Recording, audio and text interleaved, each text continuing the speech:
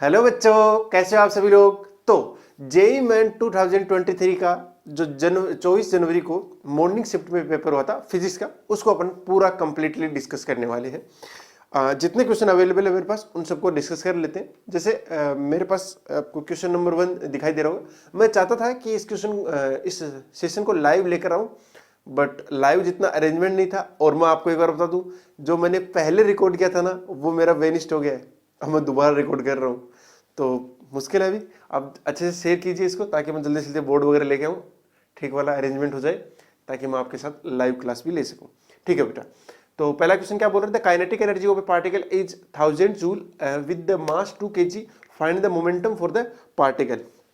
बहुत simple question है भी है। तो आपको क्या दिया हुआ है, काइनेटिक एनर्जी दे रही है। Yes, kinetic energy is equal to 1000 joule और मास गिवन है 2 kg। ठीक है जी। तो देखिए जो आपका मोमेंटम होता है वो अंडर रूट 2m के ही आता है। अगर आपको पता नहीं है कि कैसे आता है, तो काइनेटिक एनर्जी होता है हाफ m v स्क्वायर, फिर m से मल्टीप्लाई कर दो और डिवाइड कर दो। तो जैसे ही डिवाइड करोगे तो हाफ 2m तो नीचे आ जाएगा, ऊपर बनेगा m स्क्वायर v स्क्वायर, और mv क्या होता है मोमेंटम, तो p square divide by 2m। और मुझे मोमेंटम ही चाहिए, p is equal to under root 2m के। सारी वैल्यूज पुट कर दीजिए, आपका आंसर आ जाएगा 2 इंटू में 1000। कितना आएगा ये, 4000 के आसपास आ गया। 60 से ऊपर आएगा लगभग, 60 से ऊपर आएगा। इसके अंदर एक भी ऑप्शन नहीं है। अच्छा, एक भी ऑप्शन नहीं है। बाय द वे आंसर तो ये आएगा वैसे 4, ये 2 तो बाहर आ जाएगा, 220 हो जाएगा, 20 रूट 2 आएगा वैसे। 20 रूट 2 आने वाला है, बट क्या करें, अंदर है ही नहीं अपने पास कुछ भी, ऑप्शन में नहीं है, मतलब किलोग्राम मीटर पर सेकंड। ठीक है, वो तो क्या ही कर सकते हैं, फिर नहीं है तो नहीं है भाई। चलो क्वेश्चन नंबर 2 पढ़ लेते हैं। ऑप्शन में नहीं है, बाकी आंसर आपका यही सही हुआ। ठीक है, ये ऑप्शन पता नहीं किसने सेट करे यहाँ।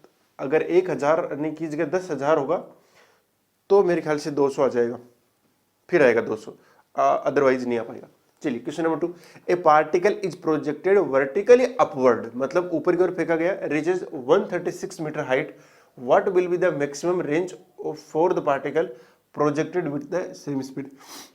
यानी अगर हमने इसको ऊपर की ओर फेंका तब तो जाता है वो 136 मीटर। तो मैं मान लेता हूं स्पीड कितनी है u, और वो गया कितना ऊपर, 136 मीटर। अब यदि हम इसको किसी एंगल पर फेंकेंगे तो बताना है ये कितनी मैक्सिमम रेंज तक जाएगा। ठीक है, तो देख लेते हैं यार। ये जब ऊपर की ओर जाता है तो आपका u इक्वल टू कितना होना चाहिए, अंडर रूट 2h या h equal to u square by 2g, ये आपको पता होना चाहिए। तो u इक्वल टू आएगा अंडर रूट 2gh। ये बात समझ आ गई। इस u का यूज कर लेंगे ये वाली रेंज निकालने में। तो ये रेंज का जो फॉर्मूला आता है वो आता है U square sine 2 theta divide by G. अब अगर आपको मैक्सिमम करनी है रेंज, तो साइन 2 थीटा कितना होना चाहिए, 1, यानी थीटा 45 हो जाएगा। तो आर की वैल्यू आएगी यू स्क्वायर डिवाइड बाई जी, और यू का स्क्वायर कर दो, वो कितना आता है 2gh डिवाइड बाई जी। जी से जी कैंसिल आउट हो गया, आंसर आ गया 2h, यानी 136 का डबल 272 आ जाएगा। ठीक है, करेक्ट आंसर हो गया पहला ऑप्शन। चलिए क्वेश्चन नंबर 3 क्या है, given system is performing SSM with time period T. Time period आपको गिवन है पाई अपॉन में under root x, find x and all surfaces are smooth. सभी के सभी सरफेस जो है वो स्मूथ गिवन है। तो टाइम पीरियड तो निकालना है। टाइम पीरियड निकालने का तो बहुत सिंपल सा है, आपको स्प्रिंग वाला सिस्टम पता ही हुआ। एफ इज इक्वल टू कितना होता है, माइनस का के एक्स, और एफ इज इक्वल टू क्या लिख सकते हो, m a is equal to minus का के एक्स। तो ए इज इक्वल टू कितना आएगा, माइनस का के अपॉन में एम इंटू एक्स। अब इसको कंपेयर कर लो, A is equal to minus omega square X से, पूरा एसएसएम बन गया ना। ठीक है जी सर। तो इसका जो टाइम पीरियड आता है वो आता है 2 पाई बाई ओमेगा। बहुत सिंपल हो गया भाई ये तो अब ओमेगा की वैल्यू पुट कर दो, 2 pi under root m upon में क्या आ जाएगा, क्योंकि ओमेगा स्क्वायर क्या है, के बाई एम। तो ओमेगा क्या हो जाएगा, अंडर रूट के बाई एम। तो के नीचे आ गया, एम ऊपर आ गया, क्योंकि ओमेगा नीचे था। अब यहाँ क्या है, अपने पास में क्वेश्चन के हिसाब से यहाँ के इफेक्टिव होना चाहिए था। देखिए मास तो 2 kg है, लेकिन के इफेक्टिव करने के लिए आपको ये देखना पड़ेगा कि सीरीज में है या पैरेलल में। दोनों की दोनों स्प्रिंग, ये दोनों स्प्रिंग पैरेलल में है। वैसे देखो, जैसे ही आप इस वाली स्प्रिंग से थोड़ा सा इधर डिस्प्लेस करके रखोगे, इस ब्लॉक को ऐसे रख दिया, तो क्या होगा भैया, अब ये इसके ऊपर दोनों स्प्रिंग फोर्स लगाएंगी, ये वाली इधर वाली जो स्प्रिंग है वो क्या हो जाएगी, कंप्रेस हो जाएगी, और जैसे ही कंप्रेस होगी तो उसके अंदर क्या आ जाएगा, थोड़ा दबाव आ जाएगा। अब जैसे दबी हुई स्प्रिंग इसके ऊपर बाहर की ओर फोर्स लगाएगी, यानी ये वाली स्प्रिंग इस पर इधर फोर्स लगाएगी कितना, kx, कितना लगाएगी, kx, और ये वाली जो स्प्रिंग है वो मतलब एक्सटेंशन हो जाएगा, उसमें प्रसार हो जाएगा। अब ये खींची हुई स्प्रिंग है, तो खींची हुई स्प्रिंग वापस अपनी नेचुरल लेंथ में आना चाहती है, तो ये वाली स्प्रिंग भी इस पे किधर फोर्स लगाएगी, इधर, तो टोटल फोर्स कितना हो गया, 2k इंटू मैक्स। तो ये क्या है, k इफेक्टिव है, तो k इफेक्टिव वैल्यू कितनी जाएगी, 2k। वैसे k1 प्लस k2 भी कर सकते हो, हाँ यहाँ 20 दे रखा है तो 40 हो जाएगा सीधा ही, बस और कुछ नहीं। और टाइम पीरियड कितना दे रखा है, पाई अपॉन में root x is equal to 2 pi under root 2 upon में 40। देख लो कुछ कटापिटी हो रही है क्या, हो गया, स्क्वायर कर दो दोनों साइड, तो कितना आएगा, 1 upon x is equal to 4 into में 2/40। देख लो काटा, ये कटेगा 10, 5, एक्स की वैल्यू कितनी आ गई, 5। यही करेक्ट आंसर है इसका, ठीक है। तो क्वेश्चन बहुत सिंपल है, हो गया। अगला क्वेश्चन, क्वेश्चन नंबर 4 क्या बोल रहा है, find tension in string if all surfaces are smooth and string is massless. सभी की सभी जो स्ट्रिंग्स हैं वो कैसी हैं, मासलेस हैं, बढ़िया हैं, और सरफेस कैसे हैं, स्मूथ है। तो आपको एफबीडी बनाना आना चाहिए और उसके बाद में हो जाएगा। देखिए जैसे आपको ये डायग्राम दिखाई दे रहा है, तो 4 kg के जो इस साइड में है वो फोर्स कौन कौन से लगेंगे, वो लगेगा 4g साइन थीटा, और साइन कितना है, साइन 30 है शायद थीटा, ठीक है जी। ये हो गया 4 kg वाला। इधर क्या लगेगा, t लगेगा, और इधर इसका मान लेते हैं कि एक्सेलरेशन आ रहा होगा कुछ ना कुछ, ठीक है जी। और इधर एक और ब्लॉक है, और ये वाले ब्लॉक का ऊपर की ओर टेंशन t है, और इसका आ जाएगा 1g साइन 60 आ जाएगा, क्योंकि थीटा कितना दे रखा है, 60 दे रखा है, बढ़िया। और ये 1 kg वाला है, और ये अगर इधर जा रहा है तो ये भी इधर ही जा रहा होगा, इस तरीके से। बस हो गया, सिंपल चीज है। अब यहां से दोनों इक्वेशन लगा दीजिए, एफबीडी मतलब F net equal to m a वाली इक्वेशन लगाइए। जैसे 4 kg पे लिखाना हो तो 4 kg पे कितना जाएगा, 4g साइन 30, तो कितना बन गया, 2g बनेगा, आधा हो गया, साइन 30 कितना था, 1/2, माइनस का t is equal to 4a, ये तो इक्वेशन नंबर 1। और इसके ऊपर जब लगाएंगे तो इसके ऊपर लगाएंगे तो कितना आ जाएगा, t minus g sine 60, g sine 60, एक बार तो g साइन 60 लिख देता हूं मैं, जहां जरूरत पड़ेगी वहां देख लेना, is equal to a, equation number 2। अब इन दोनों इक्वेशन को हल करना है और t की वैल्यू निकाल देनी है, ठीक है ना। हाँ ये तो तरीका हुआ। अब क्या है, अगर आप एग्जाम में बैठे हो तो आपको एक्सेलरेशन सीधे ही निकालना आना चाहिए। वो कैसे निकालते हैं उसको ध्यान में देखिए। एक्सेलरेशन निकालते हैं नेट फोर्स डाउनवर्ड, जितना भी नेट फोर्स लग रहा है डिवाइड बाई टोटल मास। तो नेट फोर्स लगेगा कितना, वैसे नेट फोर्स देख लो, 4g पे कितना लग रहा है, 4g पे लग रहा है 4g साइन थीटा, तो वो आएगा 2g, कितना आएगा 2g माइनस, माइनस क्यों, क्योंकि 1g वाला इधर लग रहा है, जा ऊपर की रहा है, तो वो माइनस हो जाएगा बेसिकली, तो हो जाएगा 1g साइन 60, यानी g साइन 60 डिवाइड बाई क्या कर दो, टोटल मास वो कितना है 5। ये आपका एक्सेलरेशन आएगा वैसे, ठीक है ना। इनको हल करोगे तब भी इतना ही आएगा, आपको दिखाई दे रहा होगा, t से t कैंसिल आउट हो जाएगा, 5a होगा, ये देखो 2g माइनस जी साइन 60 बचा, तो वही आ रहा है, ठीक है ना। इतना आपको लोड लेने की जरूरत नहीं है कि अगर ये कैसे लिखते हैं डायरेक्ट, तो ये सब कुछ नहीं लिख के भी अपन इतना कुछ ना लिख के एक में भी कर सकते हैं। ओके चलो कूल, समझ में आया। हाँ बाकी अब इसको कैलकुलेट कर लीजिए, आप t की वैल्यू निकाल लीजिए। t की वैल्यू कितनी आ जाएगी, g साइन 60 प्लस का a, g साइन 60 कितना हो गया, अंडर रूट 3g/2 प्लस में a की वैल्यू पुट कर दो, तो 2g कितना हो जाएगा भैया, 2g हो गया मेरे ख्याल से 20, या g की वैल्यू पुट कर दो, कर ही देता हूं g की वैल्यू, तो चलो इसके भी कर देता हूं, ये हो गया 10, कर दो 20 माइनस ये आएगा 10 अंडर रूट 3/2 भी आएगा, तो 5√3 हो गया मेरे ख्याल से, और डिवाइड बाई 5 है, और ये भी हो गया 5, तो ये इससे कैंसिल आउट हो गया। ये कितना बचा, 5√3 प्लस 4 माइनस √3, यानी ये बन गया 4√3 प्लस 4 कॉमन आएगा तो under root 3 plus 1 newton. 4 into में √3 + 1 न्यूटन आ गया। पहला ऑप्शन इज करेक्ट आंसर। ठीक है जी सर। अगला question, question number 5। Radius of gyration of solid sphere about X axis, नहीं एक्सिस नहीं, एक्सिस PQ इज √x r/5 where r is radius of sphere, find the value of x। Simple है, अगर आपको रेडियस ऑफ जाइरेशन पता लग गया तो मोमेंट ऑफ इनर्शिया कितना था mk², और क्या है, और k क्या है, k है रेडियस ऑफ जाइरेशन। थोड़ा सिंपली अपन समझ लेते हैं कि इसका कितना आएगा। जैसे ये सॉलिड स्फीयर है एंड इसका जो कैपिटल R वॉल्यूम है यानी रेडियस वो कितना है 5 सेंटीमीटर। ये जो गिवन एक्सिस है उसकी इसके सेंटर से डिस्टेंस कितनी है 10 सेंटीमीटर। तो इस एक्सिस के अबाउट आपको क्या निकालना है, मोमेंट ऑफ इनर्शिया। तो आपको सबसे पहले इसके सेंटर से जाने वाली या सेंटर ऑफ मास से जाने वाली एक्सिस से क्या पता होना चाहिए, मोमेंट ऑफ इनर्शिया, ताकि अपन क्या लगा सके, पैरेलल एक्सिस थ्योरम लगा सके। तो I अगर अब मुझे लिखना है तो I इज इक्वल टू कितना आ जाएगा, ICOM प्लस में ये वाली डिस्टेंस, इसको मैं फिलहाल के लिए छोटा r मान लेता हूं, वो कितना आ जाएगा mr²। बहुत बढ़िया सर। तो I को क्या लिख सकते हो तुम, mk² लिख सकते हो ना, m इंटू में k का स्क्वायर कर दो। k² जब करने जाओगे तो वो आएगा x अंडर में है ना, तो x इंटू में r² डिवाइड बाई 25। चलिए छोटे r की वैल्यू पुट करो तो मान बड़ा r कितना है 5 का स्क्वायर कितना हो जाएगा 25, तो ये कैंसिल आउट हो गया। बढ़िया sir. Is equal to ICOM होता है सॉलिड स्फीयर है इसलिए उसका होता है 2/5 mr², 2/5 m इंटू में r², तो आ जाएगा 25 प्लस में m छोटा, ये m कितना है, ये तो m ही है, इंटू में ये r कितना हो जाएगा, तो ये हो जाएगा 100 भैया।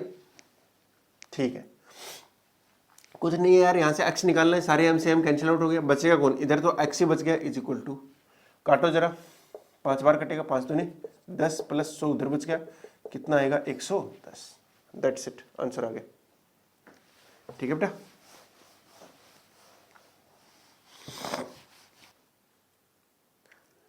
क्वेश्चन नंबर 6 की ओर बढ़ते हैं बेटा। क्या बोल रहा है question number 6, if equation of wave is given by find velocity of wave. अच्छा, वेव का इक्वेशन दे दिया और वेव की क्या पूछा है मैंने को, वेलोसिटी पूछी, तो आपको पता होना चाहिए y is equal to a sin kx minus omega t, इस तरीके की इक्वेशन होती है। तो इसके अंदर अगर आप v वेव निकालना चाहते हो तो वो कितना आता है, t का कोफिशिएंट डिवाइड बाई x का कोफिशिएंट, बस सिंपल सी बात है। तो इसमें t का कोफिशिएंट कितना दिया हुआ है 4 डिवाइड बाई x का कोफिशिएंट कितना दिया हुआ है 2, आंसर आएगा 2 मीटर पर सेकंड। ठीक है, सिंपल क्वेश्चन। अगला क्वेश्चन क्या बोल रहा है, in a hydrogen atom first line wavelength of Paschen series is lambda is equal to 720 nanometre, find out second line wavelength of same series. यानी अपन को पासन का ही क्या पूछा गया है, आपका वेवलेंथ पूछा गया, बट सेकंड सीरीज का, फर्स्ट का गिवन है तो अपन फर्स्ट के लिए लिख देते हैं। तो 1 लेमडा, फॉर्मूला क्या होता है 1 लेमडा आर इंटू में जेड स्क्वायर, आर क्या है रिडबर्ग कांस्टेंट है, इंटू में 1/nl यानी लोअर का स्क्वायर माइनस 1 में हायर का स्क्वायर। बस आपको ये चीजें पता होनी चाहिए कि क्या होने वाला है। ये देखो n इक्वल टू क्या है 1 2 3 4 5, लाइमन बामर पास्चन, पास्चन मतलब कि अब तीसरे में आने वाला, तो फर्स्ट लाइन के लिए यहां से आएगा, तो फर्स्ट लाइन के लिए लोअर कितना हो गया 3 और हायर कितना हो गया 4, और जो सेकंड लाइन है सेकंड लाइन के लिए लोअर तो 3 रहेगा बट हायर कितना हो जाएगा 5। तो इस फॉर्मूले के हिसाब से 1 lambda is equal to R into में जेड, जेड की वैल्यू तो 1 हो गई, आर को पड़ा रहने देते हैं। ठीक है जी, वैसे भी कांस्टेंट है, अपन को लेमडा गिवन है, ज्यादा इतना लोड लेने की जरूरत है नहीं। ठीक है जी, तो 1/3 का स्क्वायर माइनस 1/4 का स्क्वायर, ये किसके लिए है, ये फर्स्ट लाइन के लिए है, और फर्स्ट लाइन के लिए लेमडा गिवन है कितना है 720 शायद मेरे ख्याल से, यस 720 नैनोमीटर, 720। और दूसरे के लिए मैं मान लेता हूं जो मुझे लेमडा कैलकुलेट करनी है सेकंड लाइन के लिए, तो वो कितना आएगा आर इंटू में 1/3 का स्क्वायर माइनस 1/5 का स्क्वायर, दोनों को डिवाइड कर दीजिए, बस ये लेमडा कैलकुलेट कर लीजिए, जैसे डिवाइड करोगे 8 से 8 तो वैसे भी कट गए। अब तो ये लेमडा निकालना का काम रह गया, तो मेरे ख्याल से ये लेमडा सबसे ऊपर चला जाएगा, तो ये बचा लेमडा अपॉन में 720 इज इक्वल टू, ये बन जाएगा 16 माइनस 9, तो कितना बचेगा 7 डिवाइड बाई 9 इंटू 16। ठीक है जी सर, मैं आगे कर देता हूँ यहाँ पर डिवाइड में। ठीक है, डिवाइड बाई ये कितना आएगा 25 माइनस 9, 25 माइनस 9 हो गया, कितना बचा 16 डिवाइड बाई, और जो डिवाइड होगा वो सबसे ऊपर चला जाएगा वैसे, डिवाइड बाई 9 इंटू 25। तो 9 से 9 कैंसिल आउट हो गया, और जो आंसर आएगा लेमडा का, मतलब लेमडा इज इक्वल टू कितना आएगा, एक तो 720 आ जाएगा इधर से, इंटू में 7 बैठा हुआ है, और एक नीचे से 25 आ जाएगा, और नीचे 16 इंटू 16। थोड़ी सी कैलकुलेशन बची, अब तो कर लीजिए, बट आंसर यही आएगा। हाँ, मैं श्योर हूँ इस आंसर के अबाउट कि आंसर इसका ये आएगा। ओके, बस थोड़ा सा कैलकुलेशन आप कर लेंगे मुझे मेरे ख्याल से। ठीक है, चलिए question number 8, figure shows carrying coil of radius R, find B centre upon में बी एक्सिस। मतलब आपको कुल मिलाकर मैग्नेटिक फील्ड निकालना है रे सेंटर पे। तो करंट कैरिंग अगर रिंग हो तो उसके सेंटर पे कितना आता है, तो ये जैसे रिंग हो गई और इस रिंग में आई करंट फ्लो हो रही है, तो इसका ये सेंटर मान लेते हैं। तो सेंटर पे कितना आता है, म्यू नोट आई अपॉन में 2r आता है। बढ़िया सर, अगर इसके एक्सिस के ऊपर कोई पॉइंट हो जो x डिस्टेंस के ऊपर हो तो मैग्नेटिक फील्ड कितना आएगा, उसका अगर आपको फॉर्मूला याद है तो बहुत ही बढ़िया, उन दोनों का रेशियो तो लेना है। हाँ, x की वैल्यू आ रही होगी वैसे क्वेश्चन के हिसाब से, x की वैल्यू कितनी हो जाएगी r, इन्होंने छोटा r लिख रखा है। हाँ, अपन x के हिसाब से पढ़ते हैं। ठीक है, तो जो आता है फॉर्मूला एट एक्सिस वो कितना आता है, देखो म्यू नोट आई अपॉन में 2 में तो कोई फर्क नहीं है, इतने में तो कोई फर्क नहीं है, नीचे फर्क किस में, आर में। और अगर आप डायमेंशनली याद रखना चाहते हो तो मतलब याद रखो कि नीचे आर ही आने वाला है। बट एक चीज है कि यहाँ ब्रैकेट के अंदर जो आएगा उसकी पावर 3/2 आने वाली है। अब पावर 3/2 आए तो मुझे तो नीचे क्या रखना है, आर ही। तो पहले तो इस 2 को हटा दूं, मैं इस 2 को हटा दूं। 2 को हटाने के लिए मुझे आर स्क्वायर करना पड़ेगा, तो अंदर क्या आएगा R square plus x square. अब देखिए, अगर आप ध्यान से देखो तो डायमेंशनली कितना बचेगा, नीचे आर की पावर 3 बचेगी। अगर आर की पावर 3, लेकिन मुझे कितना चाहिए आर, तो मैं आर स्क्वायर से मल्टीप्लाई कर दूंगा। जिस बच्चे को डायमेंशनली ठीक तरीके से आ रही है वो ये चीज समझता होगा कि ये कैसे हो रहा होगा। आप सेंटर के ऊपर रखना चाहते हैं तो एक्स की वैल्यू 0 कर दो, वही बन रहा है। ठीक है, ओके, तो इन दोनों को क्या कर दो, डिवाइड कर दो। डिवाइड करने के लिए आपको एक्स की वैल्यू कितनी रखनी है, आर रखनी है, तो B C upon B x. अब देख लेना, ये इतना सामान तो एक साथ ही कट गया। ठीक है, ऊपर कौन बच गया, बी सेंटर वाले में, सेंटर वाले में बचा 1 अपॉन आर, और इसके अंदर कौन बच गया, इसके अंदर बचा आर स्क्वायर अपॉन में 2r स्क्वायर की पावर 3/2। तो अगर थोड़ा ध्यान से देखोगे तो ये बन जाएगा आर क्यूब, और ये बनेगा कितना 2 की पावर 3/2, और ये भी आर क्यूब ही बनेगा। देखो 2 से 2 कैंसिल आउट हो गया, क्यूब बना, और ये आर स्क्वायर कितना बनेगा, आर क्यूब कैंसिल आउट हो गया, ये कितना है 2√2। 3/2 होता है ना 1.5, तो 1 प्लस 0.5 का मतलब √2, तो आया कितना 2√2। क्वेश्चन नंबर 8 हो गया है। क्वेश्चन नंबर 9 क्या बोल रहा है, two charges Q1 and Q2 are placed in a dielectric medium K at a separation D and a resultant force on any charge is F0। ठीक है, किसी भी चार्ज के ऊपर जो फोर्स लग रहा है वो कितना है, F0 है, लेकिन अभी उनको डाइलेक्ट्रिक मीडियम के अंदर रखा गया है। जैसे ये Q1 मान लेता हूं और ये दूसरा Q2 मान लेता हूं। अभी इनको कहाँ रखा गया है, डाइलेक्ट्रिक के डाइलेक्ट्रिक वाले के मीडियम में रखा गया है। अब आपको ये पता होगा ना कि के डाइलेक्ट्रिक कांस्टेंट कैसे आया होगा, तो डाइलेक्ट्रिक कांस्टेंट आया होगा मीडियम का एप्सिलॉन डिवाइड बाई वैक्यूम का एप्सिलॉन, कुल मिलाकर यही तो होगा। तो जो एप्सिलॉन आएगा उसकी जगह मुझे क्या रख देना है, के एप्सिलॉन नोट रख देना है।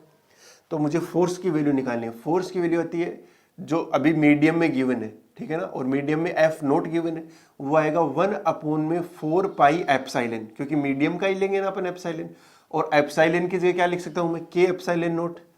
देखिए ये वो वाला के नहीं है जो अपन कई बार सीधा याद रखते हैं, F इक्वल टू के Q1 Q2, वो वाला के नहीं है, ये के डाइलेक्ट्रिक कांस्टेंट है। इनटू में Q1 Q2 divide by R square, R के आर ही है, डी दिया हुआ है, डी दिया हुआ है, ठीक है ना। हाँ, अभी मीडियम में जो डिस्टेंस है वो डी है।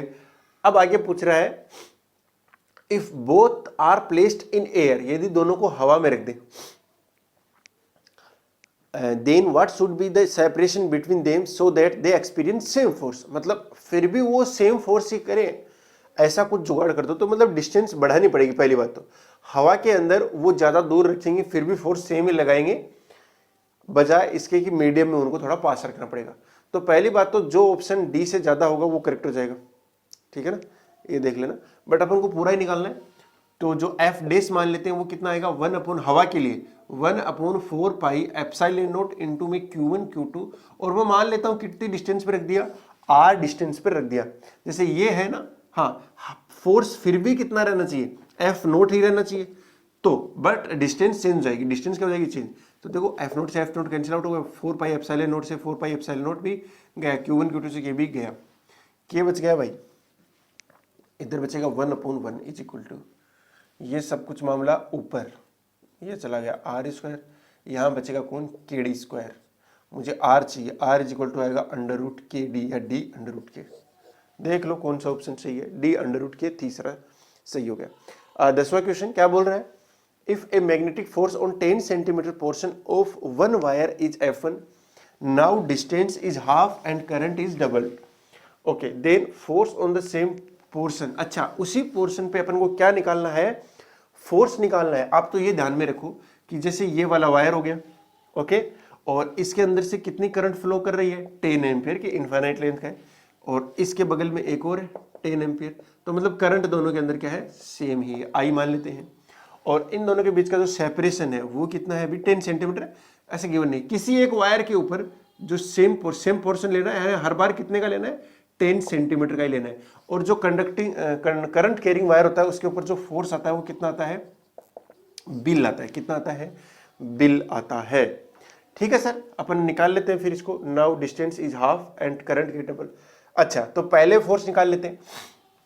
तो इनिशियल जो फोर्स है वो मैं मान लेता हूं F1, जो कि गिवन भी है क्वेश्चन में, वो आएगा बिल। तो B कितना होता है, वो होता है इनफाइनाइट वायर, यानी इसका मैग्नेटिक फील्ड आएगा वो होता है mu naught I by 2 pi R. तो मैं लिख देता हूं म्यू नोट I अपॉन में 2 पाई आर।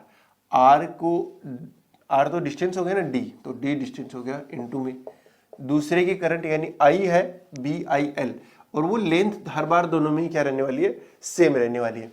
तो जो मुझे F2 निकालना है वो F2 कितना आ जाएगा, वो F2 आना चाहिए कितना, XF1, कितना आना चाहिए, XF1। वहीं से मुझे X की वैल्यू निकल जाएगी, XF1 इज इक्वल टू, तो करंट को कर दिया डबल, करंट को डबल कर दिया मतलब 2I कर दिया होगा, इनटू में एक और I है तो 2I कर दिया होगा। L पे तो कोई फर्क नहीं पड़ा क्योंकि सेम पोर्शन बोल रहा है, 2 है, पाई है, और D को कर दिया आधा।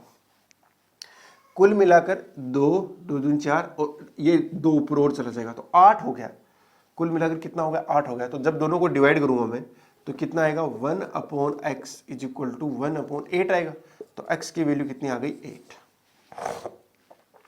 एंड ये भी न्यूमेरिकल टाइप क्वेश्चन है, आपका यही आंसर आएगा। ठीक है बेटा, बोलो कोई दिक्कत नहीं होनी चाहिए। क्वेश्चन नंबर 11 क्या बोल रहा है, a circular loop of radius 10 by root pi centimeter is placed in a uniform time varying magnetic field with field being perpendicular to the plane of the loop if the field decreases from 0.5 Tesla to 0 in 0.5 second। अरे change in flux आपको तो निकालना है, बस divide by time कर देना है, क्योंकि अकॉर्डिंग टू फैराडे जो इंड्यूस्ड ईएमएफ आता है वो ईएमएफ कितना आता है, del phi by del t आता है। ठीक है ना, ये एवरेज की वाली की बात करो, वैसे d phi by d t याद रखेंगे, बट यहाँ तो अपन को टाइम बहुत ज्यादा देर का 0.5 सेकंड, तो अपन को यही लगाना पड़ेगा। तो डेल्टा टी है अपने पास में, डेल फाई कितना हो जाएगा, 5 final minus 5 initial divide by delta T. ठीक है जी। अब देखिए जो फाई होता है वो कितना हो जाएगा, बी ए कोस थीटा होता है। अब देखो ये जैसे लूप है और ये क्या हो गया, मैग्नेटिक फील्ड, ऐसे इस तरीके से मान लेता हूं, लूप के प्लेन के ये क्या है, मैग्नेटिक फील्ड परपेंडिकुलर है ना, तो लूप का जो एरिया वेक्टर है और जो मैग्नेटिक फील्ड है उन दोनों के बीच का एंगल हो जाएगा 0। तो जो फाई आएगा वो कितना जाएगा, वो आएगा बी ए, कितना आएगा, बी ए। बी की वैल्यू आपको गिवन है इनिशियल, अगर आपको इनिशियल निकालना तो फाइनल तो 0 हो ही गया, क्योंकि फाइनली जो बी है वो 0 हो जाएगा। तो बी 0 होते ही फाई भी कितना हो जाएगा, 0। आपको निकालना है इनिशियल, इनिशियल कितना आएगा, इनिशियल आएगा बी ए। बी ए कितना देर का, बी देर का 0.5 टेस्ला, इनटू में एरिया होता है पाई आर स्क्वायर, पाई और आर की वैल्यू दे रखी है क्या, रेडियस भी दे रखा है, रेडियस दे रखा है तो वो आ जाएगा आर स्क्वायर, यानी 100 अपॉन में पाई इंटू में, देखो ये सेंटीमीटर है तो सेंटीमीटर का स्क्वायर आएगा तो 10⁻⁻⁴ भी आएगा। ठीक है, पाई से पाई कैंसिल आउट हो गया, ये कितना बचेगा 50 बच गया, 50 गुणा 10⁻⁻⁴ आपका वेबर आएगा।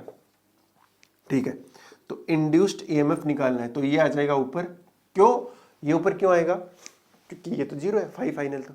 ठीक है, ठीक है, तो 5 फाइनल को कर दिया जीरो, इनिशियल को रख दो तो आएगा 50 डिवाइड बाई टाइम कितना है 0.5 सेकेंड। ओके 0.5 सेकेंड, तो इसको मैं से लिख सकता हूँ 5 × 10⁻⁻1, ये बचेगा कितना 10, और ये हो गया 10 × 10⁻³ वोल्ट। आंसर चेक कर लो, मिली में दे रखा है तो ये मिली बन गया, मतलब 10 मिली वोल्ट ही आएगा। ठीक है, बहुत सिंपल क्वेश्चन, 2 वाला करेक्ट हो गया। स्टेटमेंट वाले क्वेश्चन आ गए, जैसे क्वेश्चन नंबर 12 क्या है, when light is incident from air to water then Brewster angle is θb, and then if light is incident from water to air then Brewster angle is π/2 - θb। देखते हैं, लग तो सही सही रहा है।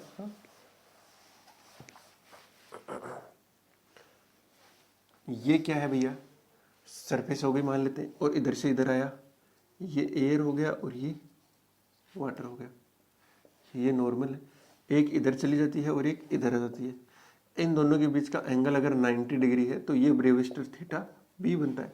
तब ये वाला एंगल पूछा गया हमसे वाटर टू एयर, तो निकाल लीजिए, ये भी कितना आएगा θb ही आएगा मेरे ख्याल से, ये θb है, ये 90 है, तो ये कितना आ जाएगा 90 - θb आ जाएगा, सिंपल सी बात है, टोटल 180 होना है, तो ये कितना आ जाएगा 90 - θb। ठीक है, आंसर पहला तो करेक्ट है।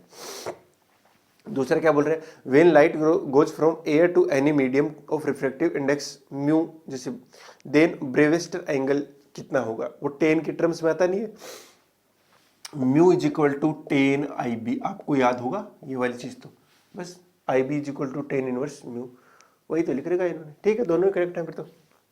ठीक है भैया, बढ़िया।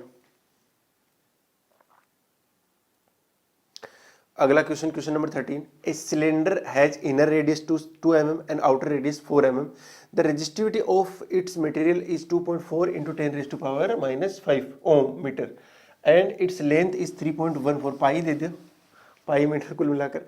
Find out its resistance between two ends, तो कुल मिलाकर जो आपके पास में स्ट्रक्चर है वो कैसा है, होलो सिलेंडर है। ठीक है ना, खोखला है, आपको समझना पड़ेगा, कुछ इस तरीके का है ये सिलेंडर, ये इतना पार्ट जो है वो कैसा है, होलो है, इसके ऊपर का कुछ हिस्सा है इस तरीके का,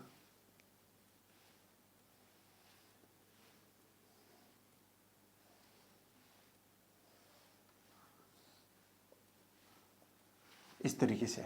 ठीक है, तो भैया इसके एंड्स के अक्रॉस, एंड्स के अक्रॉस मतलब करंट इधर से इधर फ्लो कर रही होगी, तो मैं जो क्रॉस सेक्शन एरिया लूंगा वो ये वाला लूंगा, अरे इसको इधर से इधर काट दूंगा, तो ये क्या आएगा इसका क्रॉस सेक्शनल एरिया, ये क्या आएगी इसकी लेंथ आ जाएगी। ठीक है ना, और रेजिस्टिविटी आपको गिवन है कितनी है रो, तो इसका जो रेजिस्टेंस आएगा वो कितना आएगा ρl/a ही आता है, वैसे किसी का भी यही आता है, लेकिन लेंथ जिधर से जिधर फ्लो कर रहा है वो लेंगे, एरिया जो क्रॉस सेक्शन है वो लेंगे।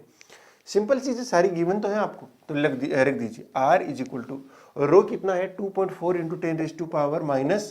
10⁻⁵ इंटू में लेंथ कितना है 3.14, पाई गिवन था ना, हाँ यस 3.14, और देखो जो इसका क्रॉस सेक्शन एरिया आएगा, क्रॉस सेक्शन का मतलब ऐसे काटो, काट कैसे देखो, अच्छा तो ये तो सर्कल जैसा दिखाई दे रहा है ऐसे, कि यहाँ खाली है कुछ भी नहीं है और यहाँ ऐसे है।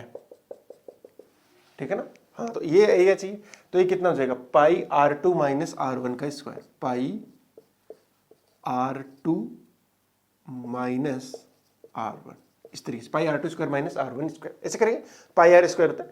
ठीक है, हाँ तो पाई से पाई कट गया, पहली बात तो ये r is equal to 2.4 × 10⁻⁻5 divide by r2 का स्क्वायर, r2 कितना है 4 mm, तो 4 का स्क्वायर आएगा 16 माइनस 2 mm, यानी 2 का स्क्वायर 4, लेकिन वो mm है, mm होता है 10⁻³ तो आएगा 10⁻⁻6। ध्यान से देखेंगे, ये जब ऊपर जाएगा तो बनेगा 10⁻+6। ठीक है जी, और ये इसको काट के बनेगा 10 बन गया कितना 24, समझ में आ रहा होगा मेरे ख्याल से, और ये बनेगा 12 है, तो कितना आया 2 ओम, आंसर आ गया 2 ओम। अगला question, question number 14, when an object on earth weight पूछ रहे हैं, weight of an object on earth is 18 newton, find out its weight in newton at height 3200 kilometre from earth surface. अच्छा जी, कुल मिलाकर wait का मतलब तो समझते हो ना, कि जो अर्थ की सरफेस के ऊपर जो फोर्स लग रहा है वही उसी की बात कर रहा है। तो वो जो फोर्स होता है वो कितना आता है, वो आता है Gm1 m2 divide by R square. तो सरफेस के ऊपर तो आर आ जाएगा, क्योंकि सरफेस इस तरीके से है ना, तो सेंटर और यहां वाले या ऑब्जेक्ट के बीच में डिस्टेंस कितना है, ये आर के बराबर ही तो हो गया, जिसको मैं आर ई लिख दूं। आर ई मतलब radius of earth, M E मतलब मास ऑफ अर्थ, ठीक है। और एम क्या है, उस ऑब्जेक्ट का मास। तो ये आपको गिवन है। आपको पूछा क्या है, वो पूछा है 3200, और आर ई की वैल्यू होती है 6400 किलोमीटर। आर ई की जो वैल्यू होती है वो होती है 6400 किलोमीटर। और यहां से एच हाइट ऊपर चले जाओ, एच हाइट का मतलब कितना, 3200 किलोमीटर, इससे आधा। तो मैं पहले लिख देता हूं 18 इज इक्वल टू, वो कितना आएगा बेटा, जी एम ई इंटू में एम डिवाइड बाई कितना आएगा 6400 का स्क्वायर। दूसरा जो मुझे एफ निकालना है, ठीक है, वो कितना आएगा, G M E M divide by 6400 plus 3200 का स्क्वायर। देख लो ना सेंटर से कितना ऊपर चला गया। जी सर, ये इससे सब कुछ कैंसिल आउट हो जाएगा। ये इधर कितना आ गया, 18 divide by F is equal to, ये कितना हो गया, 9600 नहीं हो गया क्या, और 9600 गुणा 9600 दो बार लिख देता हूँ, डिवाइड बाई 6400 गुणा 6400। तो देखो ये 0 0 तो सारी गई, 32 का भाग जाता है इसमें 2 बार, इसमें भी 2 बार, इसमें 3 बार, इसमें 3 बार। तो जो f की वैल्यू आएगी वो आएगी 4/9 इंटू में 18 which is equal to 8 newton. Simple है, बाकी तो कैलकुलेशन है कुछ नहीं, आपको ये समझना पड़ेगा फॉर्मूला क्या लगाते हैं। अच्छा, क्वेश्चन नंबर 15, देखो इसको मैं सीधा ही बता देता हूँ कैसे करना है। आपको कैसे दिखाई दे रहा होगा ये, अच्छा तो देखो आपको इधर दिखाई दे रहा होगा 2 ओम 2 ओम, तो स्टार्टिंग में 2 ओम दिखाई दे रहा है क्या, वो दोनों पैरेलल में है। अगर दोनों पैरेलल में हुए तो उनका इक्विवेलेंट आएगा 1 ओम, आधा कर दीजिए पैरेलल वाले में, ठीक है। उसके बाद में 3, वो दोनों आपस में किस में बन जाएंगे, सीरीज में बन जाएंगे। उसके बाद में इधर है 5 ओम और इधर है 20 ओम, वो दोनों पैरेलल में, I4 I5 दोनों चाहिए। हाँ, अगर 5 ओम 20 ओम पैरेलल में तो उनका इक्विवेलेंट आएगा 4 आएगा। वैसे करके देख लो, 5 इंटू 20 डिवाइड बाई 5 प्लस 20 कितना हो जाएगा, 100 डिवाइड बाई 25, यानी 4 ही आ रहा है, ठीक है जी सर। उसके बाद में 1 नीचे 3, तो अब ऐड कर लीजिए 1 3 4 1 और उसके नीचे 3। ओके, ये चीज समझ रहे हो, जैसे 2 और 2 का बन गया 1, उसके बाद में 3 है, 5 4 20 का बन गया 4, तो यही बोल रहा हूँ 1 3 आपका 4 1 और नीचे है 3। तो टोटल ऐड करो जरा, 1 और 3 4, 4 और 4 8, 8 और 1 9, 9 और 3 12 है। तो टोटल रेजिस्टेंस जो हो गया सर्किट का वो कितना हो गया है 12 ओम। और टोटल पोटेंशियल कितना है, जो मतलब बैटरी लगी हुई है वो कितने की है, 24 वोल्ट की है। तो जो करंट आएगी वो कितनी आ जाएगी, V अपॉन में R होता है ना वैसे करंट की वैल्यू, तो V अपॉन में R, तो I इक्वल टू कितना आ गया 2 एम्पियर। कितनी आई है 2 एम्पियर। तो यानी पूरे सर्किट में कितनी बह रही है 2 एम्पियर। जैसे 2 एम्पियर आई, फिर वो 2 और 2 में दोनों में बटेगी तो 1 एम्पियर आधी आधी आ जाएगी। फिर 3 में कितनी आएगी 2 एम्पियर। फिर 5 और 20 दोनों में बटने वाली है करंट, और इस बार इक्वली नहीं बटेगी क्योंकि रेजिस्टेंस क्या है, अलग अलग है। अगर रेजिस्टेंस की वैल्यू अलग अलग है तो करंट भी क्या आएगी, अलग अलग। तो I4 और I5 दोनों की वैल्यू अलग अलग आने वाली है, और जिसका रेजिस्टेंस कम है उसमें करंट ज्यादा आएगी। इस तरीके से आप चेक कर सकते हो। तो हर बार I4 ज्यादा आएगा। जैसे पहला ऑप्शन देख रहे हो 2/5 8/5 नहीं हो सकता क्योंकि उसमें I5 ज्यादा है। दूसरा हो सकता है, तीसरा नहीं हो सकता, चौथा भी नहीं हो सकता। अगर आप केवल ऑप्शन को देखो तब भी आप समझ जाओगे। कैसे, देखो I4 और I5 में से कौन ज्यादा होनी चाहिए, I4 होनी चाहिए, क्योंकि उसके अंदर करंट ज्यादा होगी, रेजिस्टेंस कम है। बात समझ आ रही है ना, कितना है वो मैं करवा दूंगा, डोंट वरी। लेकिन अभी आप इतना ध्यान रखो कि रेजिस्टेंस जिसका कम होगा उसमें करंट ज्यादा होगी, तो I4 पक्की बात ज्यादा आने वाला है। अब देखिए इसके अंदर ना, यानी पहला जो होगा वो ज्यादा होगा। तो पहले ऑप्शन में देखो 2/5 8/5, 8/5 ज्यादा होता है। दूसरे का अंदर हो सकता है, हाँ ये हो सकता है। तीसरा 3/5 6/5, 6/5 ज्यादा होगा ना। 1/5 4/5 4/5 ज्यादा होगा। इसका मतलब हुआ सिर्फ और सिर्फ दूसरा ऑप्शन करेक्ट होगा। कैसे होगा वो देख लेते हैं। तो ये इधर लगा हुआ है 5 ओम का और नीचे लगा हुआ है 20 ओम का, ठीक है जी। और इधर से करंट आ रही है 2 एम्पियर की, तो चली भी कितनी जाएगी 2 एम्पियर। इसमें बटेगी I4 और इसमें आएगी I5, यही है ना I4 और I5, ठीक है जी। करंट डिवाइड रूल लगा देंगे। I4 is equal to total 2 ampere को बांटना है, लेकिन बांटना किसको है 5 को, तो करंट जो रेजिस्टेंस के उल्टे रेशो में बटेगी, तो 20 divide by 20 plus 5 current divide rule आपको याद होगा। कैलकुलेट कर लीजिए थोड़ा सा, ये कितना बनेगा। नीचे वाला तो बन गया 25, 5 का भाग जा रहा है क्या, हाँ 2 गुणा 20/25, ये जाएगा इसके अंदर 4 बार, इसमें 5 बार, तो कितना आएगा 8/5। तो I4 आ गया। I5 क्या है, 2 में से कम कर दो क्योंकि 2 टोटल थी, 8 बाई इधर चलेगी तो 8 5 कितना होगा 10 में 2/5, 5 2 10 में, यस 8/5 2/5, 15 बाई हो गया। चलो क्वेश्चन नंबर 16 क्या बोल रहा है, in photodiode the intensity of light is measured while reverse biased the photodiode. हाँ ठीक है ना, ये तो सही बात है कि फोटोडायोड को किस में लगाया जाता है, रिवर्स बायस में लगाया जाता है ना, आपको याद ही होगा, ये तो याद ही रखना है। जिन डायोड उसको भी रिवर्स बायस में लगाते हैं इस तरीके से। अगला स्टेटमेंट नंबर 2, वो क्या बोल रहा है, forward bias current is more than reverse bias current in PN junction, यानी कि जो फॉरवर्ड के अंदर करंट आती है वो ज्यादा आती है रिवर्स से। एब्सोल्युटली, क्योंकि फॉरवर्ड के अंदर तो वो जंक्शन क्या होती है कम हो जाती है, और जो करंट आती है वो मेजॉरिटी चार्ज कैरियर की वजह से आती है, और आपको ऑर्डर भी याद होगा वो आती है मिली एम्पियर के अंदर। और जो रिवर्स बायस होता है उसके अंदर करंट आती है माइक्रो एम्पियर ऑर्डर की, ठीक है ना, क्योंकि उसमें जो चार्ज फ्लो होती है वो माइनॉरिटी चार्ज कैरियर की वजह से होती है। क्वेश्चन नंबर 17 क्या है, a force of 250 newton is applied on a wire as shown. Young modulus आपको गिवन है, एरिया गिवन है, कुछ भी तो नहीं। देखो यंग मॉडुलस क्या होता है, स्ट्रेस अपॉन स्ट्रेन, एंड मैं फॉर्मूला लिख दूं F अपॉन में A इंटू में डेल्टा L अपॉन में L, वो सब कुछ कर करके आया पता है ना, stress upon strain F upon में A अपॉन में डेल्टा L अपॉन में A। आपसे कुल मिलाकर डेल्टा L पूछा गया है, और डेल्टा L कितना जाएगा F L अपॉन में A y। अरे कैलकुलेशन है कुछ नहीं, F की वैल्यू रख दीजिए 10⁻⁴, नहीं F की वैल्यू कितनी है, फोर्स 250, लेंथ कितना दिया हुआ 100 मीटर दिया हुआ है, डायग्राम में देखना। ए की वैल्यू कितनी है, एरिया 6.25 इंटू 10⁻⁻⁴ इंटू वाई कितना है 10⁻10। थोड़ा काटापिटी करो यार, देखो 10 की घात 4 ऊपर जाएगी तो बनेगी +4, 2 तो ये रहा 6, 1 ये रही 7, तो टोटल होगी 10 की घात 7। अब ये 10 की घात 10 ऊपर जाएंगे तो बनेगी 10 की घात -3, ठीक है। अब देखो अगर आपको सीधा सीधा दिख रहा है तो ये कट गया कितनी बार से, 4 बार, ये 6.25 है और वो 25 है तो 4 बट गया। और आपको आंसर शायद किस में चाहिए था, सेंटीमीटर में, एक्सटेंशन जो है वो किस में चाहिए सेंटीमीटर में, ये आ गया मिलीमीटर के अंदर, तो ठीक है सेंटीमीटर बदल मीटर के अंदर आए, सेंटीमीटर में लाने के लिए इससे मल्टीप्लाई कर दो, ये आ जाएगा किसमें सेंटीमीटर में। अभी भी एक तो रह गया, तो आएगा 4 × 10⁻⁻⁴ या -1, तो कितना बनेगा 0.4 सेंटीमीटर। सिंपल क्वेश्चन था, बस आपको ये फॉर्मूला याद होना चाहिए था, फिर तो आप कर ही लेते। ओहो, मैच द कॉलम, जब भी मैच द कॉलम आए आपको ये देखना है कि मुझे कौन सा ऑप्शन निकालना चाहिए। जब मैंने PYQs कराए थे तब भी बताए थे। देखो जैसे वो बोल रहा है कौन सा, ए वाला ऑप्शन, देखो ए वाला पहले के अंदर Q से मैच कर रहा है, दूसरे में P से कर रहा है, तीसरे में R से, चौथे में S से। अगर आपने H की यूनिट भी निकाल दी ना तो आपका काम हो गया, क्योंकि अगर एक पता लग गया तो बाकी करने की जरूरत ही नहीं है, सही है ना। आप देख लो ना, H यानी ए वाला अलग अलग से जा रहा है, यानी किसी एक से ही होगा ना मैच, दो से तो हो नहीं सकता, ठीक है।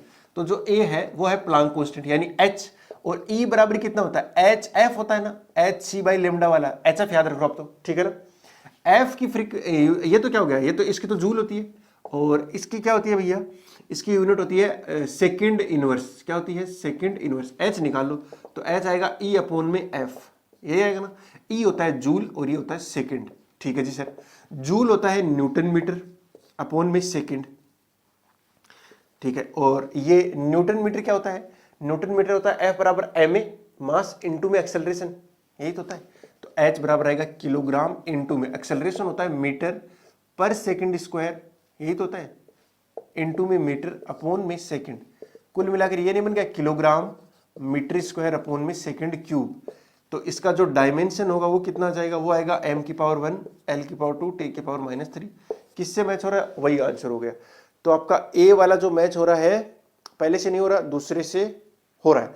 अगर दूसरे से हो रहा है तो मतलब a q से किससे साथ मैच हो रहा है, पहले ऑप्शन के साथ ही हो रहा है, तो पहला ऑप्शन क्या हो गया करेक्ट आंसर। ठीक है जी। अगला क्वेश्चन नंबर 20 देखिए जरा क्या बोल रहा है, a signal of square shape is superimposed with a carrier wave. कोई कैरियर वेव होगी, ठीक है, इस तरीके से आपको गिवन है कैरियर वेव, और जो सिग्नल है वो super, then the modulated index of amplitude modulated wave is M. Modulated wave का क्या पूछा है, मॉड्यूलेशन इंडेक्स। तो वो मॉड्यूलेशन इंडेक्स कितना आता है, म्यू से लिखता हूं मैं, वो आता है amplitude of message wave upon में amplitude of carrier wave. Okay ठीक है। तो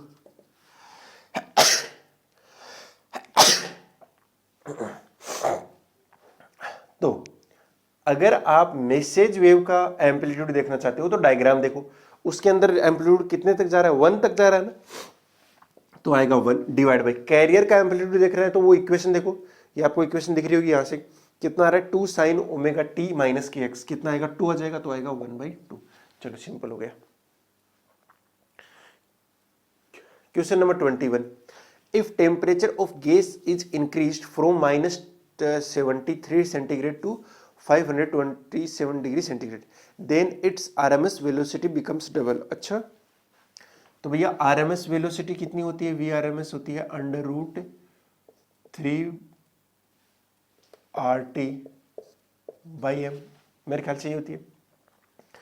अभी T1 अगर मैं बोलूं कि T1 जो टेम्परेचर है वो टेम्परेचर कितना है -73 यानी 200 केल्विन, और T2 हो गया कितना 527 तो ऐड कर दो तो 300 500 800, कितना आएगा 800 केल्विन।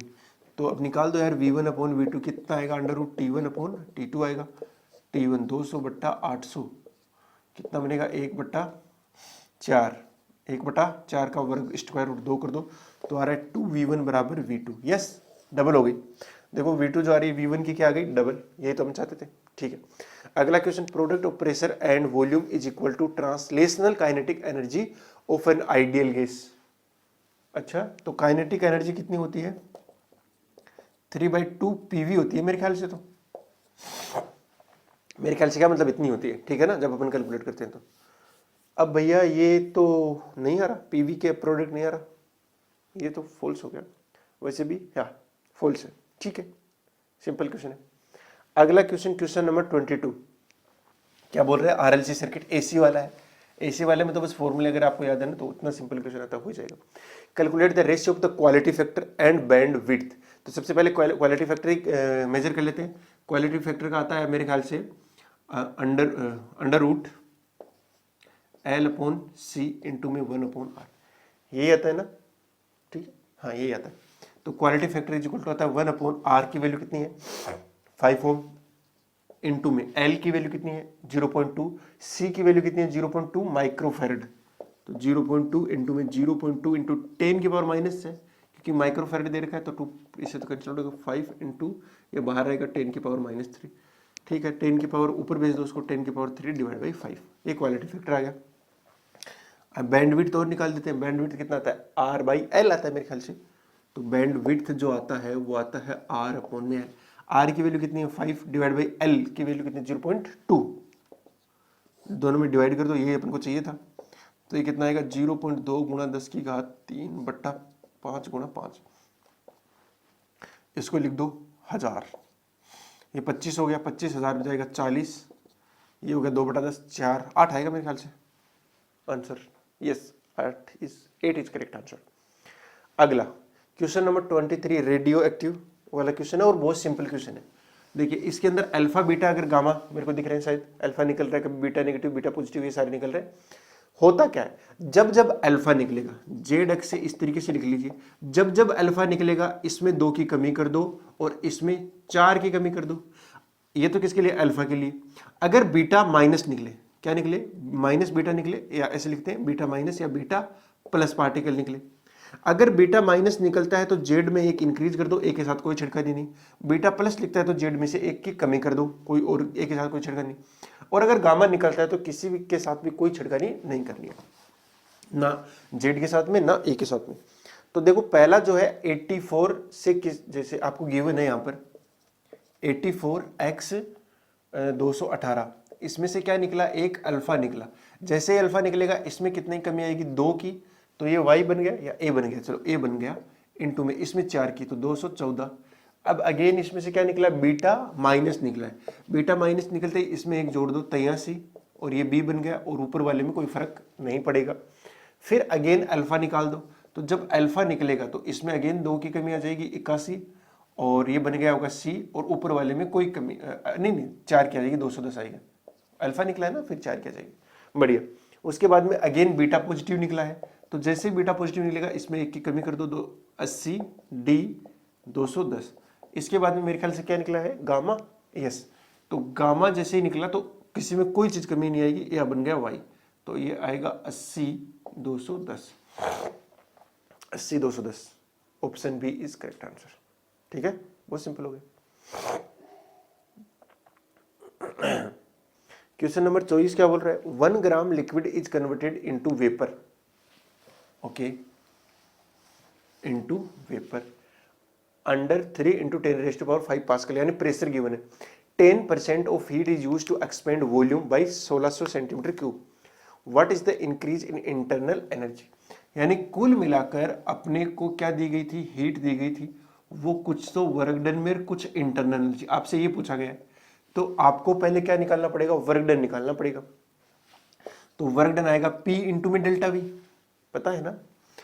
तो W इज इक्वल टू P, प्रेशर दे रखा है 3 × 10⁵ पास्कल, इंटू में डेल्टा V वो दे रखा है 1600 सेंटीमीटर क्यूब, और 1 सेंटीमीटर होता है 10⁻² मीटर, तो क्यूब करोगे तो 10⁻6 आ जाएगा। तो W इज इक्वल टू कितना है, 5 तो ये ले लो और 6 ये ले लो, यानी कुल मिलाकर 160 × 3 बचा, तो कितना हुआ, 16 3 48, 480 जूल का क्या आ गया, वर्क डन। 480, और अच्छा 400 वर्क डन निकला अभी तक, तो अभी तक क्यों नहीं निकला। अगर क्यों निकल जाए फिर क्या कर देना, ये इसमें से माइनस कर देगा, तो मतलब इंक्रीज आ जाएगा कि कितने से इंक्रीज हुई है आपकी इंटरनल एनर्जी, या चेंज कितना आएगा वो निकल जाएगा। लेकिन एक स्टेटमेंट दिया गया है कि 10% जो हीट है ना वो किसको एक्सपेंड करने में, यानी ये टोटल हीट का कितना है, 10% ही है। मैं ऐसे आपको बताना चाहूं कि जैसे आप 10% of Q is equal to कितना आ रहा है, 480, तो यहां से Q नहीं निकल जाएगा, यानी ये आ रहा है 0.1 Q, 0.1 ही आएगा क्या, 10%, yes 0.1 Q is equal to 480, यानी Q by 10 is equal to 480, तो Q की वैल्यू आ गई 4800 जूल, ओके। कितना आ गया, 4800 जूल आ गया।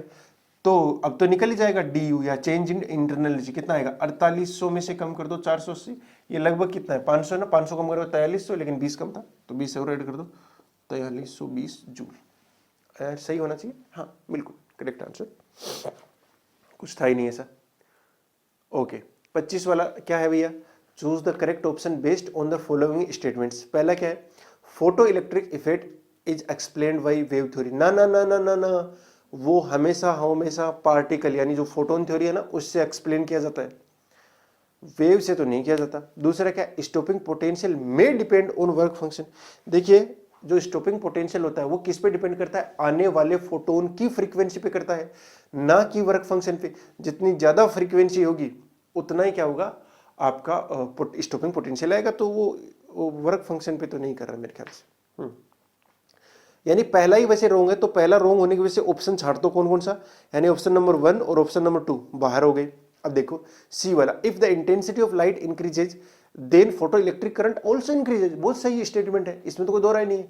जैसे ही इंटेंसिटी बढ़ी मतलब नंबर ऑफ फोटोन बढ़े, नंबर ऑफ फोटोन बढ़े तो ज्यादा इलेक्ट्रॉन निकलेंगे, ज्यादा इलेक्ट्रॉन निकलेंगे तो ज्यादा करंट भी आएगी।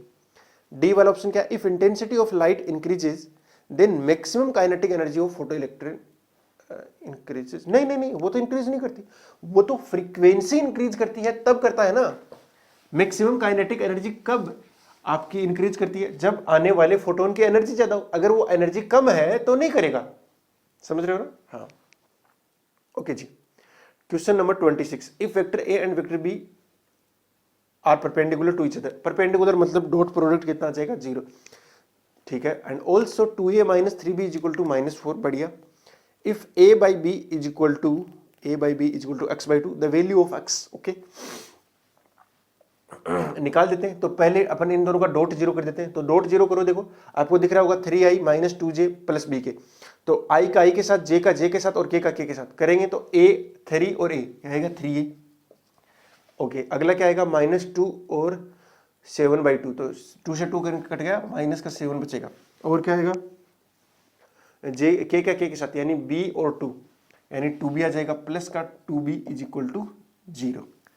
इसको देख लो 3a minus 2b is equal to कितना आया 7। और जो आपका गिवन कंडीशन है वो गिवन कंडीशन क्या है 2a माइनस 3b, ये तो इक्वेशन 1 जैसे अपने निकाली है। 2a minus 3b is equal to minus का 4। और अपने को ये पता है कि a by B, equation number 2 होगी, a by B is equal to आएगा x बाई 2। तो सबसे पहले a बाई 2 निकाल लो ताकि x बाई 2 रख दें उसकी जगह, ताकि अपना काम क्या x निकालना। आपको एग्जाम में यही तो करना है, आप अलग अलग से a नहीं निकालना, b मत निकालना, सीधा करो कि मुझे तो x चाहिए बस। हाँ चलो जी, तो मैं क्या करता हूँ इन दोनों को डिवाइड कर देता हूँ, ज़्यादा अच्छा है। और इसमें से b कॉमन लेता हूँ और इसमें से भी b कॉमन लेता हूँ। जैसे b कॉमन लूँगा तो क्या बनेगा 3a by B minus 2 divide by b, ये क्या ना बनेगा 2a बाई बी माइनस का 3 इज इक्वल टू माइनस का 7/4। थोड़ा b से b काटो जरा और a बाई बी की जगह रख दो x बाई 2, तो ये बनेगा 3x by 2 minus 2 divide by, अच्छा a बाई बी की जगह x बाई 2 रखेंगे, 2 से 2 कैंसिल आउट हो जाएगा, कितना बचेगा x बचेगा -3 इज इक्वल टू माइनस का 7/4। बस मल्टीप्लाई करो, तो जैसे ही 4 से मल्टीप्लाई करेंगे ये 2 कटेगा, 2 टाइम्स कितना आएगा 6x minus 8 is equal to minus का 7x प्लस का 21।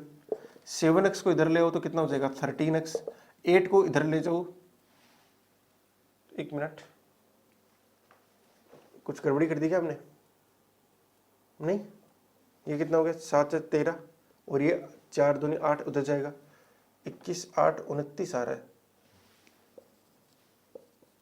तो x की वैल्यू आई 29/13।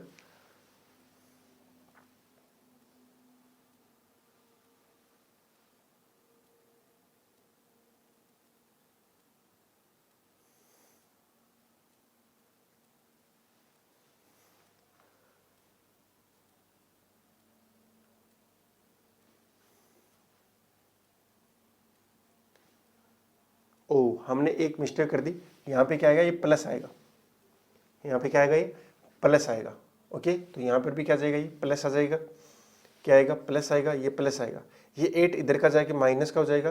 तो 21 में से 8 गए कितना बचेंगे 13 ही बचेंगे, 13/13 कितना हो जाएगा 1, यानी आपका जो x की वैल्यू आ गई है वो कितनी आ गई है 1। बस खत्म हो गया, क्वेश्चन इतना ही था, ठीक है बेटा। एंड इतने ही क्वेश्चन अवेलेबल थे मेरे पास, तो मैंने सारे आपको करवा दिए और आपको ये अच्छे से समझ में होगा। अब जो नेक्स्ट शिफ्ट हुई है उसका भी फटाफट आ जाएगा, ठीक है।